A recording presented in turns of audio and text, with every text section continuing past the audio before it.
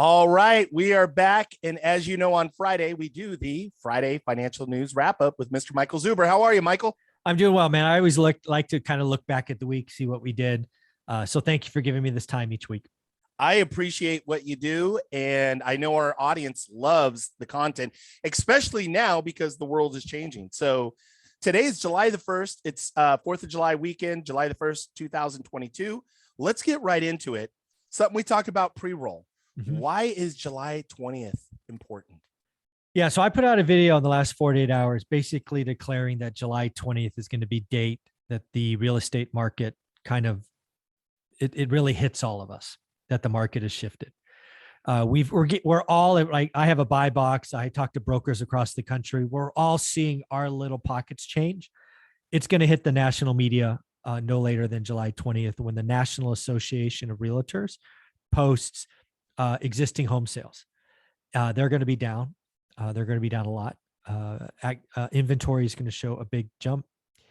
And it's going to be the first time that everybody goes, oh my God, Mike Zuber might be right. Transactions down, prices up. Prices aren't going to be down this month. The median home price for the country or the nation will be up, but transactions are going to go down. And as we'll talk about later, I believe that the real estate market that I look at every day, I talk to people every day. I believe the real estate market will fundamentally cause Q3 and Q4 GDP to be negative, which might be the start of a recession or a continuation, depending on how Q2 looks on the 28th of July. But at the end, July 20th is the date. I think it's going to be the time you and I see the media go. They'll do headlines like housing market is dead. It'll just be, and what is going to happen for me? Because again, consumers are kind of easy to predict. Buyers are going to freak out. You think you don't have any buyers today, wait until the media tells them that housing is over. Buyers are going to drop like flies. They're going to say things like, we're going to wait 6 months. We're going to renew our lease. Buyers are going to disappear. Sellers, they're going to kind of do the reverse. You think you got FOMO right now. Wait until the sellers get the July data and they're going to go, oh my God, honey, we have to list now. We have to list now. We have to list now. You're going to get a lot of listings coming, but how many of those are going to be wish pricing? How many of those really have to sell? It's going to be a noisy market, but in the end, July 20th is the date people realize that transactions start to crash. And I think it gets worse the rest of the year. So yeah, July 20th is an important date. Very interesting. Very interesting. You're the first person I've seen that talked about that specific date. I've got to say too, that for most of our audience, people see this on a recurring basis. You've been a big part of our community, obviously the One Rental at a Time community. We've all been really aware of this, and we've seen the trickles of news, and you're basically saying, no, July 20th, you're going to really see this explosion of negative news, of the headlines, of what basically the shifting market that we've been talking about. Is that accurate? Yeah, absolutely. Where it's either the 20th, right? The data comes out on the 20th. That might take them a 24-hour news cycle to blast it everywhere, but it's coming, and it will be that. Because right now we're getting little data, right? Like I got data from Austin, Texas this morning that their active inventory is up 144%. If you're in Austin, you see it, and you're telling me this, but the country really hasn't adopted that. Vegas up doubled in like 8 weeks. Phoenix up 5,000 in like 6 weeks. We're getting little pieces, but July 20th, the world changes. Buyers and sellers will react different to the headline. Very interesting too. And I just want to comment on this, and then we'll move to the next subject, is that there's another service called Keeping Current Matters, Keeping Matters Current. And they're like a kind of like a for realtors and brokers. They put out like news, and they've really worked so hard to just like do this whole process of keep calm, everything's okay. Yes, things are shifting a little bit, but it's not a crash. It's not a bubble. We've talked about housing crash and bubble. Again, when we talk about housing crash and bubble, there's two different conversations going on. Michael and I, when we talk about crash and bubble, we're talking about values of properties crashing. Clarify that, Michael. Yeah, let's be very clear. I think we are going to have a housing-based recession in Q3, Q4, without question. Real estate, the housing market collectively makes up 14 or 15% of GDP. I believe real estate transactions could fall 30 to 50% this year. That's a lot less commission, a lot less inspections, a lot less titles, a lot less, a lot less, a lot less. And all of that money is going to reverberate and cause a recession. Transactions are going to crash. People hear me say crash and they think price. I never said price. In fact, I will say right here, right now, national median home price for 2022 will not be negative. It won't even be negative in December. Housing doesn't move this fast. We are going to have buyers are going to ghost. Sellers are going to list in a huff. It'll take 30, 45, 60 days. They'll pull their listings off. We're seeing it. If you don't have to sell, if you're not truly a motivated seller, if you don't get your number, you're just not going to sell. So real estate agents, you need to start protecting your time because you're going to get a lot of junk listings, I'm afraid. Very interesting. So folks, pay attention. You should be definitely watching Michael's daily news. Thank you, Michael, for sharing that. Let's keep it going. So let's talk about PCE. What is PCE and what happened this week? Yeah, PCE is only important because it's important to the Federal Reserve and Jerome Powell. PCE stands for personal consumption expenditures. It has two numbers, a headline and core. Headline is what impacts you and I, food, energy, rent. It's over 6%, not really slowing down. Core did trick down just ever so slightly. It's what the Fed looks at because it doesn't have as much variability. The widest gap between headline and core of the last 12 years happened this week, 1.6%. So at the end of the day, even if core goes down, I think the Fed has a huge problem because what everybody else sees headline screaming. So big problems. But yeah, basically this week, inflation still a problem. Inflation's still a problem, even with 75 basis points. It's still a problem. We're probably going to see a continued Fed rise. Yeah. Oh yeah. Fed's going up 75 in July. It's what I called that weeks ago. So I'm not changing. Got it. Okay. Well, I love that I'm paying attention to you. So let's keep it going. Let's talk about recession 2022. What are you seeing there? So there's a couple of things I want to acknowledge. First and foremost, there's this Atlanta Fed who has their Fed or their GDP predictor. They're actually calling for negative GDP growth, right? If you go to their site, it started at 1.3, then was 0.9, then it was flat, and now it's negative 1%. So lots of adjustments in the last 2 weeks. So they're calling for negative in Q2, which would be 2 quarters of negative GDP because Q1 was negative 1.6. I am currently calling or holding out hope that we have like a 0.1 or a 0.2 positive for Q2. We'll see. It'll be reported July 28th. Regardless of Q2 is positive or negative, I believe without question, Q3 and Q4 are negative, and it will be blamed on real estate because of lack of transaction. And just the money sloshing around is evaporating quickly. So I believe we have a recession in 2022, which means I'm wrong. Earlier in the year, I had called for a recession in 2023. I said Q2 or Q3. So I'm wrong. I think there is absolutely, without question, a recession this year. Are we in one, or has it already started? Meaning Q1 and Q2. I'm going to hope for a slight positive, but I don't see any hope that Q3 and Q4 aren't negative. So we either have 4 negative quarters in 2022, or we have 3 negative and a ever so slightly positive in Q2. 2022 is going to be a bad year for GDP. Just it is. Very interesting, folks. You've heard it here. I love too, Michael, making the adjustment, right? It's just about what is. It's what's happening. Yeah. So yeah, I take a shot. If I'm wrong, hey, more data. I missed it. It's okay. I'm wrong all the time. So when you try to look around a corner, it's hard. It's hard to do.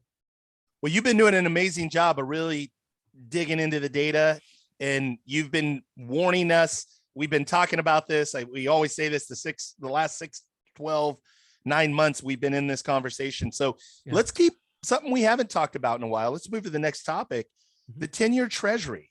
Yeah. What happened there? I got to tell you, this one surprised me. So the 10-year Treasury, I think peaked at like 3.4, something like that, like 10 days ago, maybe 14 days ago. And I hadn't even looked at it in a while. And then yesterday I saw that it went under 3%. And today it's under 2.9. So I honestly don't know what's going on. I think this could be a sign that liquidity is breaking somewhere in the financial system. So it could be a huge problem. At a minimum, this is a sign that smart money, the bond market, doesn't believe the Fed. I think the easiest explanation is that the market says a recession is coming and the Fed's wrong. That could be it. And if that's it, I'm okay with that. My fear, Ty, is there some underlying liquidity process breaking that we don't see yet? And, we're going to run into it in, the next week or two. I don't know. I mean, the 10-year under 2.9 in an environment where the Fed is very likely to raise 75 again in like 3 weeks. Something's going on. I don't know. It's shocking, and I don't have an explanation. Very interesting. So I think we'll talk about that again next week, and Probably. very interesting. Very, very interesting. So let's wrap up. Let's wrap up with some positive news. And I think let's talk about a couple of things. And I want to tee this up. Mhm. You and I both agree this market shifting is a tremendous opportunity if you have the right skill sets and the right mindset. Would you agree? Yeah. Again, what have we as real estate investors been begging for? All of you. I wish the market was slowing down. I wish it wasn't so competitive. Guess what? After July 20th, it's going to be a lot less competitive. So skill up, network up, learn your skills. I think this is a time to only do great deals, not good. I think this is the time to figure out ways you can use low down payments, right? If you have a pile, let's say your pile is 100 grand, you could go out and get 2 standard loans and do 2 deals maybe. However, if you get creative and you market to the different areas, maybe that becomes 4 deals. I don't know. This is a time to learn, get creative, push yourself. For me, it means seller financing. I'm marketing to seller financing with equity. I'm spending thousands of dollars trying to find 1, 2, or 3 sellers who will carry first or seconds. I have a little dry powder. I told my channel months ago I was building it. We did. We borrowed money when it was cheap, and I've been sitting on it. And now it's going to be, I'm not going to rush. It's not like I have to deploy it next week, but I'm going to be spending money, right? We're going to hit this mailer once every 3 weeks. And I expect to get 2 or 3 deals that are amazing, great, if not amazing deals. And I think it's going to be a wonderful time. A slower market is good for the prepared people. I love it, folks. And if you've been watching, if you're a part of Michael's course, if you've been a member of One Rental at a Time, Foundation Builders, Evo, we've been preparing for this moment. This is a tremendous opportunity. And even if you don't feel prepared, well, guess what? You can go to onerentalatatime.com. Michael has an incredible course. I've put on some content on there about talking about pre-foreclosures. Yeah, it's the latest bonus section that I was so happy you said yes to, because that's an area I have to skill up. One of the things that you'll see about One Rental at a Time is I stay in my lane and then I go find experts in areas I have no experience. So you went ahead and created that course. You've already agreed to do a deep dive session. We're going to schedule that out in the next month or so. Deep dive sessions are just for my students. They usually go 60 to 90 minutes. And we then post them on YouTube because we want to give this stuff away. I just control the questions by having my students in it. So it's an amazing time. We've done a couple. I've got one more scheduled next week for cost segregation and bonus depreciation. We'll do probably pre-foreclosure after that. But yeah, we're going deep, man. We're trying to help people. We're just trying to help you get prepared, get your buy box, network, grow, push yourself. This is not a time to sit back and do nothing. In fact, this is the time to be consistent. Your market is changing like never before. You need to look every day. You need to network, right? Rule number 3, I think on my rule of 7 is add 2 people to your network. Let's get going. Skill up. Wealth is built in recessions. All of you that come back to me and go, oh, you did so well last time. Well, I got prepared. I did the work. I'm doing it now. I'm spending thousands of dollars mailing to a market that they're not listed. So I can just keep telling people what I'm doing and showing them. That's what you and I do. And thank you for creating the bonus section.